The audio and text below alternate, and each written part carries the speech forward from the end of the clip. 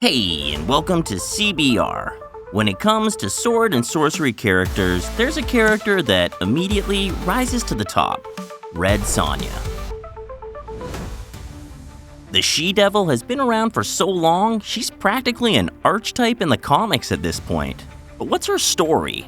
Red Sonja first appeared in the comics in 1973, created by Roy Thomas and Barry Windsor-Smith. The same creative minds that brought us Carol Danvers, Ghost Rider, Wolverine, and of course, Conan the Barbarian.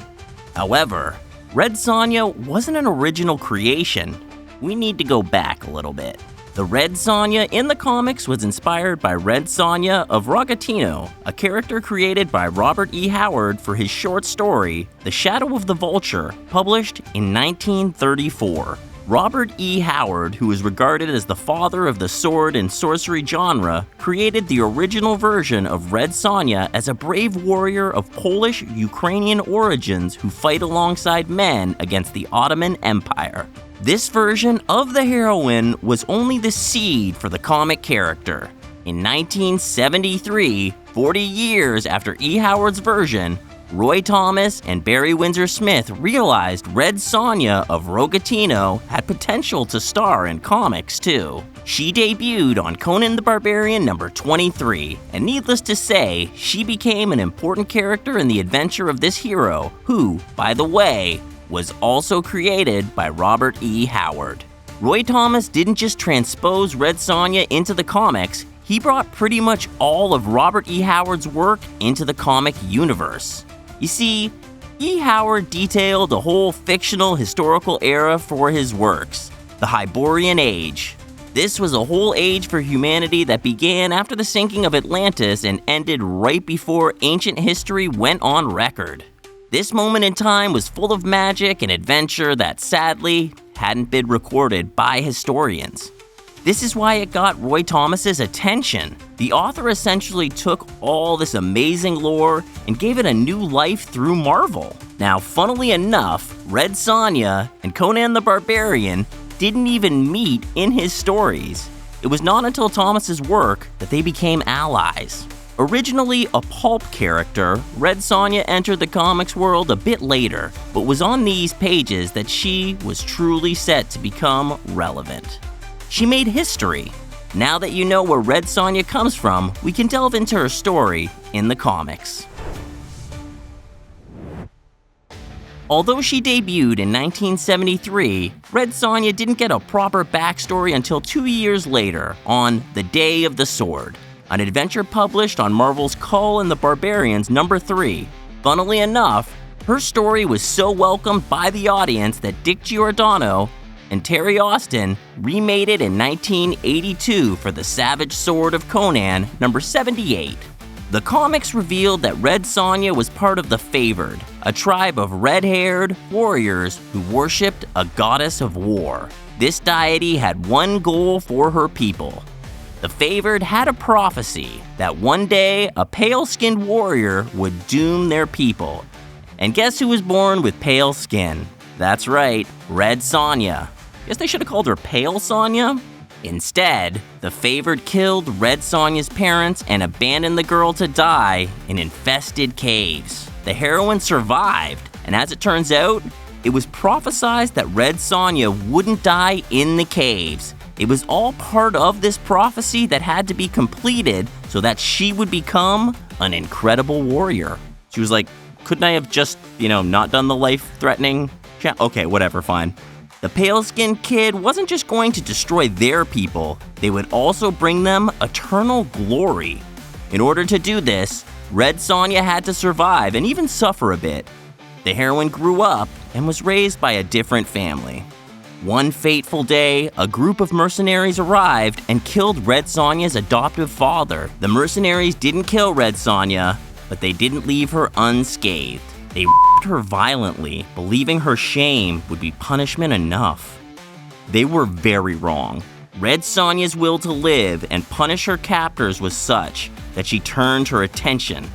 Although the goddess had kept Sonja powerless all this time, seeing her pain and rage, She finally saw the warrior Sonya was meant to be. After all this time, Red Sonja had been forged herself, the person, as a weapon of war by pain.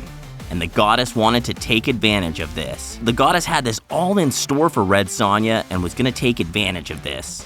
She knew Sonya would become incredibly powerful once she went through some pain. Given this, the goddess finally gave Red Sonja her strength and weaponry knowledge back. Embracing her as one of the favored, this was truly the beginning of Red Sonja's story.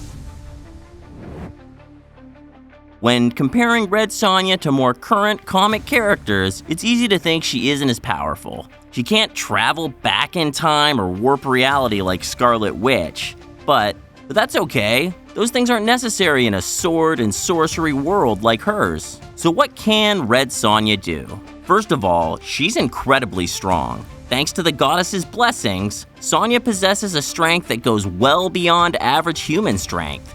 She doesn't have god-level strength like Superman. However, she's stronger than most human warriors. Of course, this isn't thanks to the goddess. As a full-time warrior, Red Sonja has honed her own body, which means she's at the peak of human fitness. For example, she's pushed a 12-foot-tall demon to the ground and then vaulted him. Peak human condition doesn't just mean that she's incredibly strong. Additionally, Red Sonja has amazing reflexes and she's incredibly agile. Both things are key to her day-to-day as a warrior. These are the skills that allow her to dodge swords and arrows, as well as take advantage of chances to hit her opponents. Besides, her amazing agility allows her to run faster than most bad guys or even climb into high places without sweating it, or even catching flying arrows with her bare hands. What's more, she's an incredibly stealthy hero with great infiltration skills. Shh, she might be in the room right now. Besides superhuman strength and agility, Red Sonja has superhuman stamina. The warrior can ride for days without the need for any kind of sleep or rest. This already puts her at an advantage over other humans. The best part is that after days of not sleeping, she's still as alive and capable as any other moment. This stamina also allows Red Sonja to prove herself for hours on the battlefield without feeling fatigued. Another great skill set is completely tied to her survival instincts. We already told you she's incredibly stealthy, but did you know she's also a great tracker? Very few creatures or men can hide from her. Additionally, she can travel in all kinds of terrains without a problem, always covering her own tracks. Red Sonja's strength and agility aren't just great traits for combat, she also possesses physical skills that set her apart from her peers, like swimming, climbing, horse riding, and acrobatics.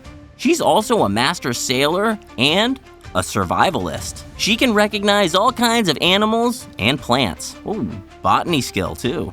When Red Sonja first debuted in the comics, she also had the goddess's blessings. Since the war goddess was Sonja's patron, the warrior had a constant protection against evil, and at times, even odds were in her favor when it made no sense. Her luck changes with godlike power.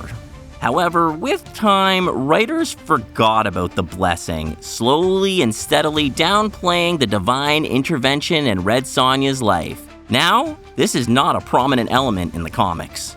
Without the goddess's blessings, Red Sonja doesn't have any superpowers. More modern writers have justified her journey through her willpower and her indomitable spirit. This heroine was forged by pain, but that doesn't mean she's easily scared by difficult situations. Red Sonja always survives where others have failed, but not because she's invulnerable. Instead, she's just simply not a quitter. The thing is that Red Sonja's drive isn't glory. She lives to fulfill a promise made to the goddess, and she carries this oath like the most important thing that has ever existed. And for her, this is absolutely true. You should know that Red Sonja's inspiring determination is what makes her stand out from other heroes of the Hyborian age. Red Sonja's physique isn't the only thing she has honed throughout the years. She's also a smart heroine, especially when it comes to warfare. Red Sonja shows a superior mind. She's a master tactician and an acute problem-solving mind, and since she has fought pretty much every kind of threat in the world, There's very little that frightens her at this point. Of course, willpower and smarts are far from the only thing that keeps Red Sonja alive. Instead, she also has her true power, an amazing set of combat skills. She might not have superpowers, but she does have combat abilities that should never be underestimated. She's an expert in combat using any weapon ever created. She generally prefers using her sword, as her swordsmanship has been impeccable throughout the ages. However, she can easily handle any other melee weapon without really training to use it. And she has great marksmanship, so even if she can't find a melee weapon, she'll put an arrow exactly where she wants it. If she ever finds herself without a reliable arsenal, anything around her will be enough to put her enemies down so she can escape. This has a lot to do with her intelligence. We told you, she's incredibly smart and very resourceful. Red Sonja's fighting skills are one of the things that make her stand out. While other sword and sorcery heroes are all about brutality, Sonja combines this ferocity with a cunning fighting style, as well as a certain finesse. She's super strong, but brute force isn't the main ingredient in this battle. For her, instead, it's an epic combo wombo between speed, agility, and even tactical awareness. Her smarts will help her find a crack in her enemy's armor, but then her speed and her strength will make sure the crack becomes even bigger. Red Sonja can perform miracles with a sword, but that doesn't mean she can't handle herself without a weapon.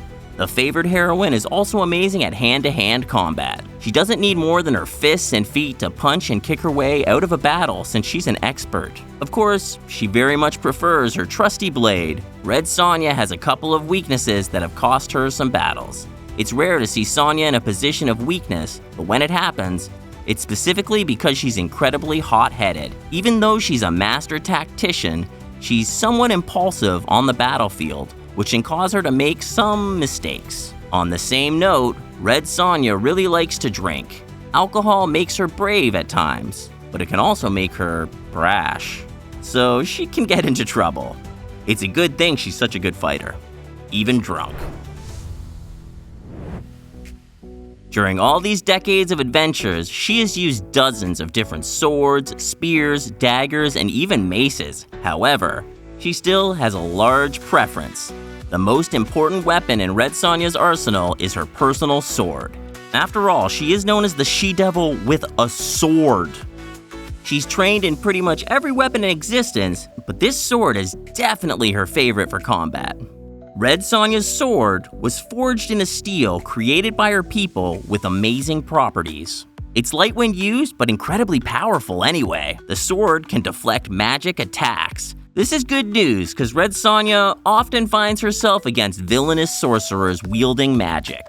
But perhaps the most important thing about the sword is that it's magically bonded to Red Sonja in a way. She has lost it a couple of times, but the blade seems to find its way back to her, sometimes in painful ways. When she lost it, she had to go back to the place where her father died, and she was to find it. Why is it always so dark and horrific with her? The most iconic thing of Red Sonja might not be a weapon, instead, it's her armor. She's famously known for using a chainmail bikini armor that covers exactly what a bikini would cover. It's definitely a controversial piece of clothing because readers expect different things from Red Sonja comics. Some fans love the idea and think the bikini armor fits her brash personality as well as the creator's desire to showcase the character as a sex symbol. The pro-bikini fans think this clothing means she doesn't even need protection. That's how powerful she is.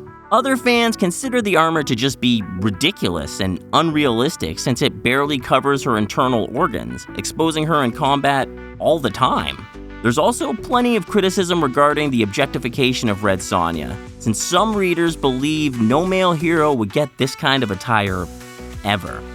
Given this controversy, most modern depictions of Red Sonja have started to show her in less revealing armor. She's still showing plenty of skin, but she isn't using a bikini anymore, which is a big change. Still, she will always be remembered as the heroine with a bikini armor. Did you know all of this about the She-Devil with a sword? Let us know in the comments if you have more amazing facts about her. Let us know in the comments what you think about the recent film. Thanks for watching CBR.